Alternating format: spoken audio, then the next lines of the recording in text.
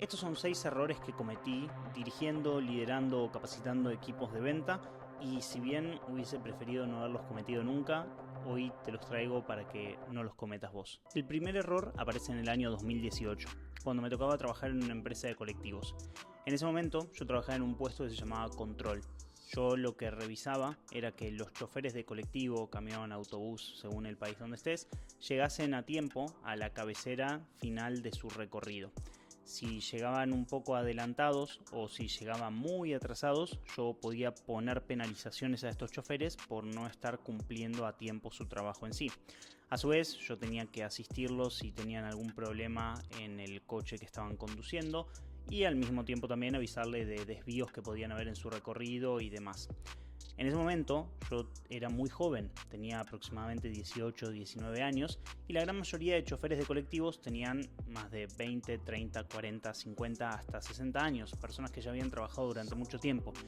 Y a mí, siendo mucho más joven y sin siquiera saber cómo conducir, me tocaba tener que ponerles penalizaciones y de alguna manera poder asistirlos en ciertas situaciones en sí. Y ahí viene el primer gran error que cometí, y es que si bien yo sabía cuál era mi rol y cuáles eran mis funciones, no entendía bien del contexto y no sabía de lo que vivían las personas que yo estaba liderando.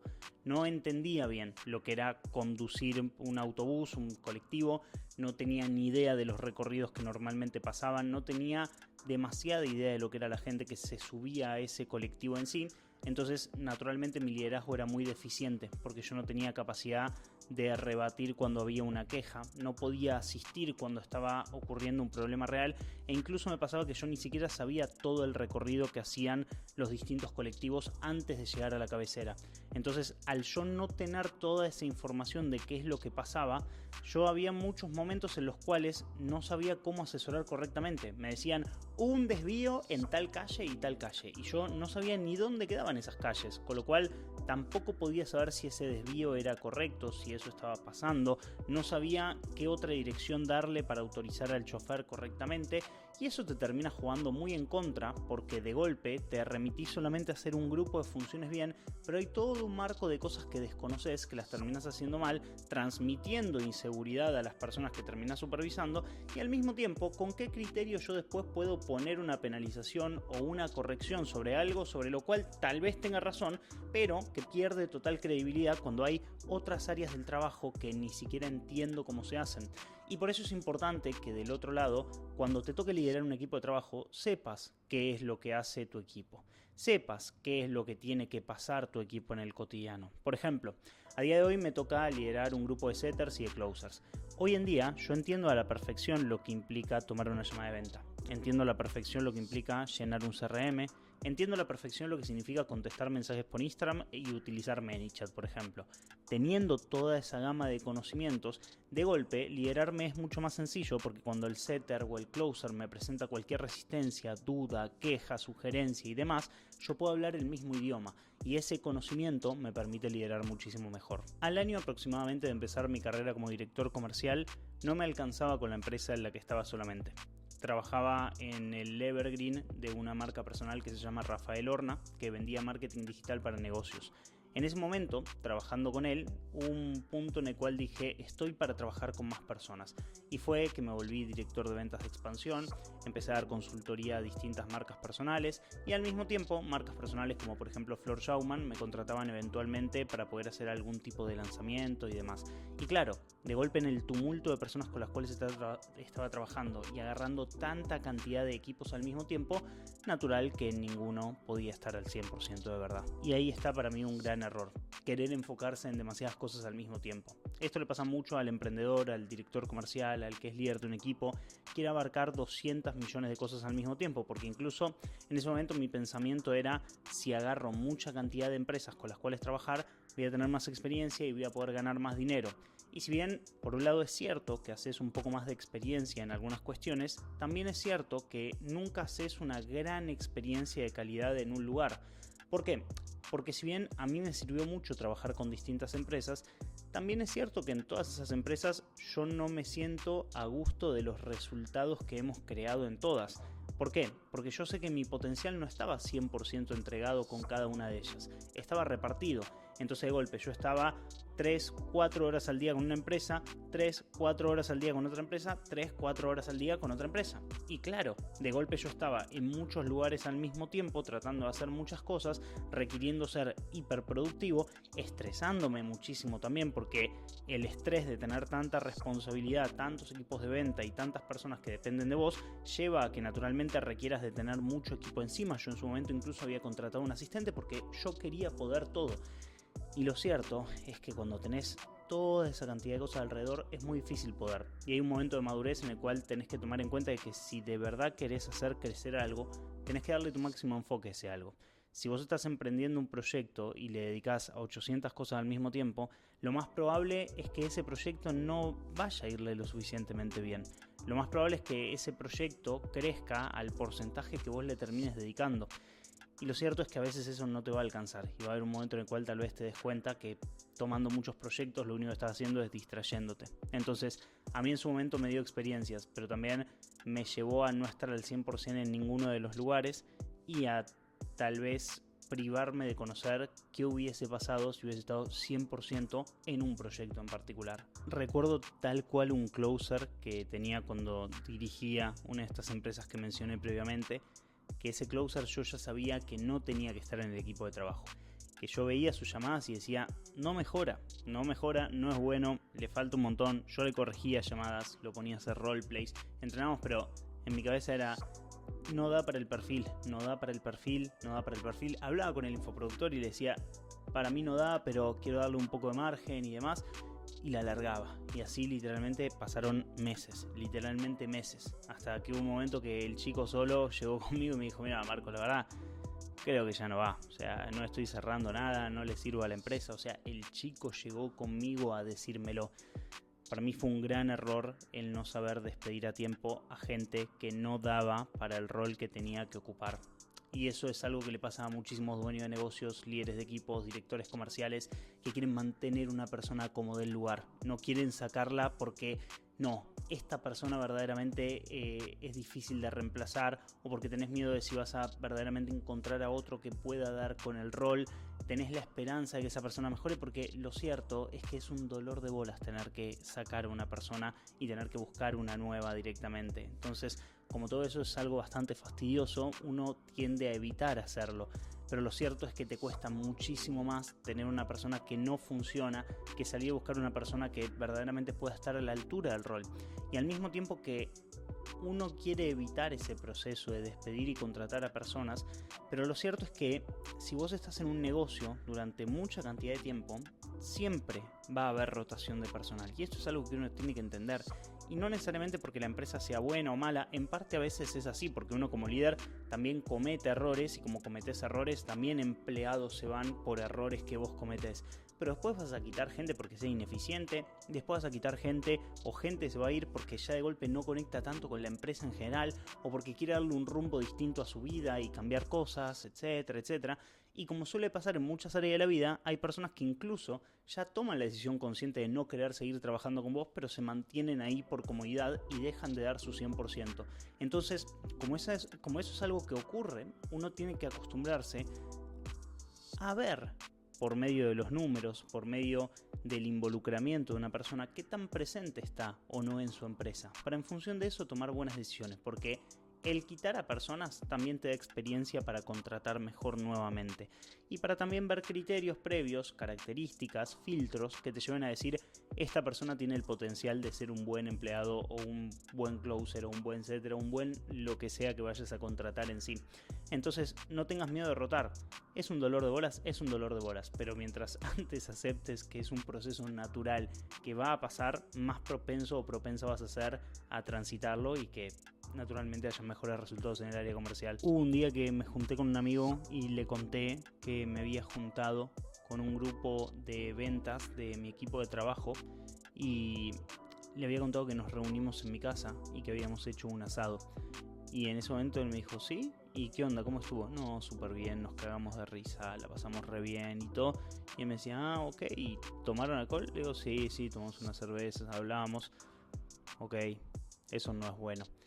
Y yo en su momento no entendía mucho por qué. De hecho, en mi cabeza era como, no, ¿cómo va a ser malo? De hecho, el generar confianza con el equipo es algo positivo, que haya un buen entorno, que nos caguemos de risa y demás, está bueno. Y si bien no necesariamente es malo eso que estoy mencionando, sí es cierto que con ese equipo yo tuve un problema, y es que generé demasiada confianza. Ya no éramos solamente un equipo de trabajos, sino que yo me comportaba con ellos como si fuesen un grupo de amigos.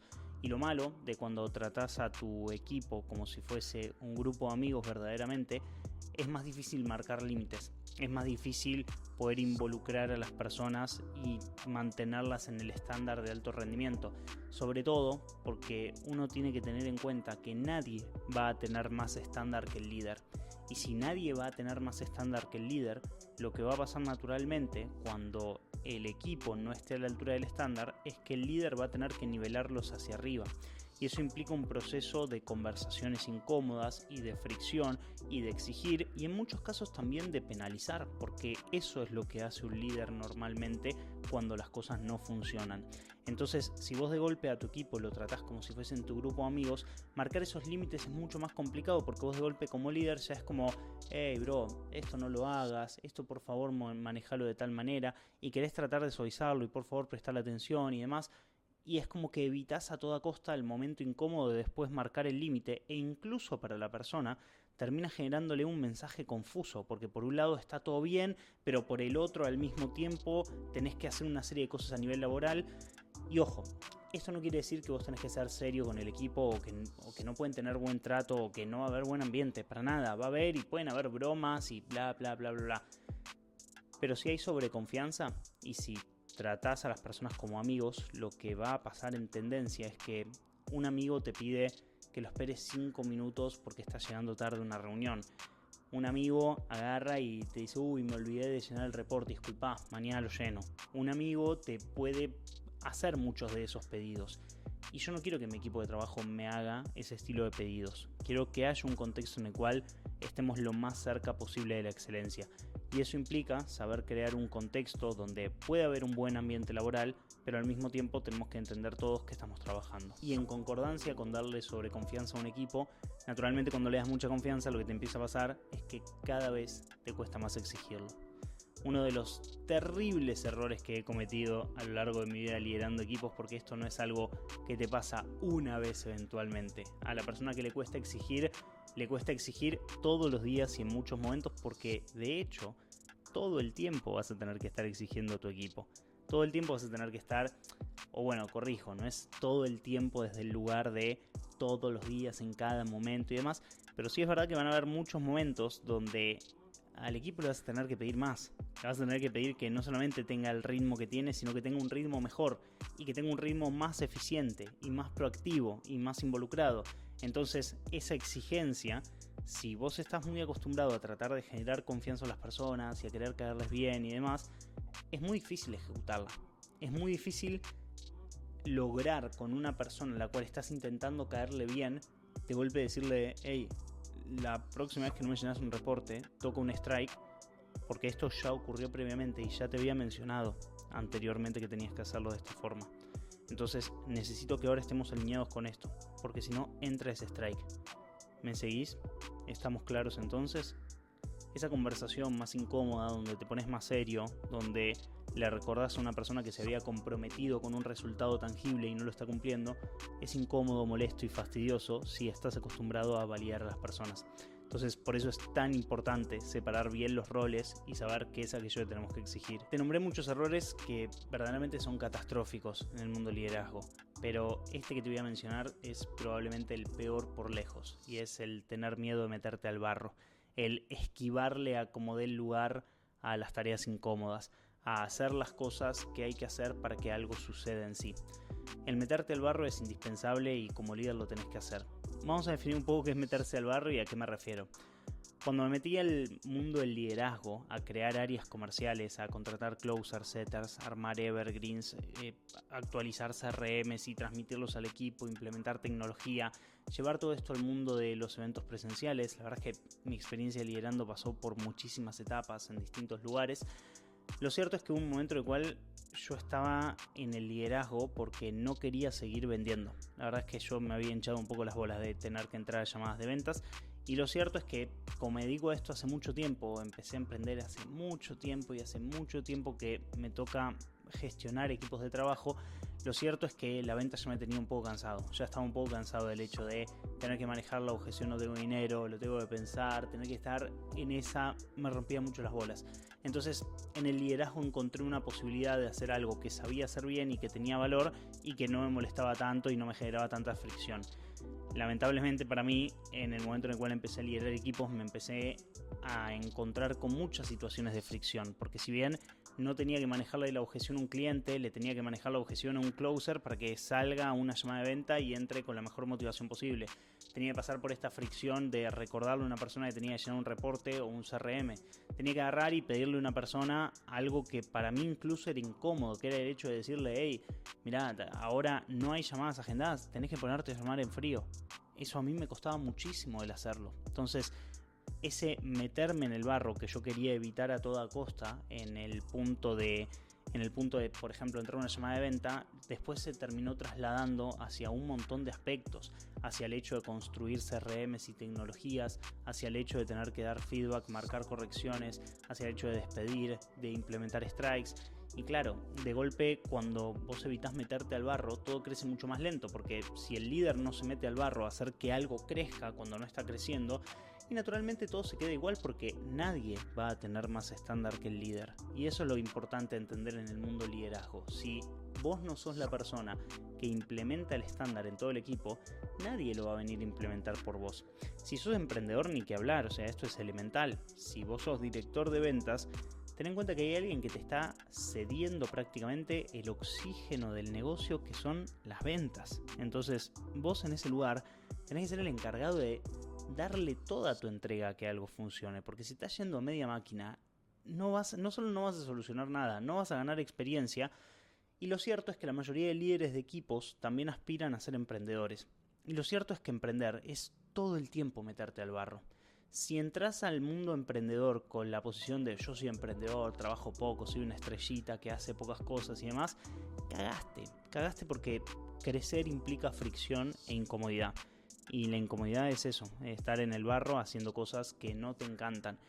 Nos pasa a todos lo tenemos que hacer en distintos momentos. Emprendedores, dueños de negocios, directores de venta, líderes de equipos y demás, son cosas que se tienen que hacer, pasan, son naturales. Y yo creo que es indispensable poder manejarte en eso, porque eso también te da la proactividad y el movimiento para poder hacer cosas que la gran mayoría de gente no puede. Y ahí está el verdadero diferencial. No creo que muchos emprendedores sean verdaderamente genios creativos brillantes. Creo que esa no es la imagen del emprendedor promedio.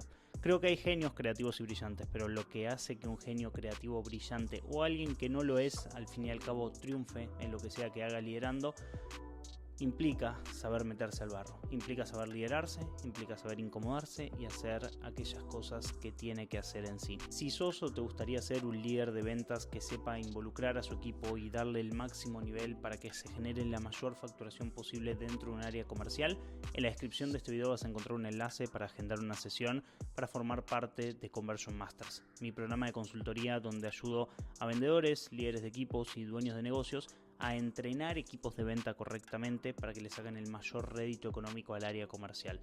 Si te gustó este video, dale me gusta, suscríbete, comentame qué te pareció y nos vemos en el próximo.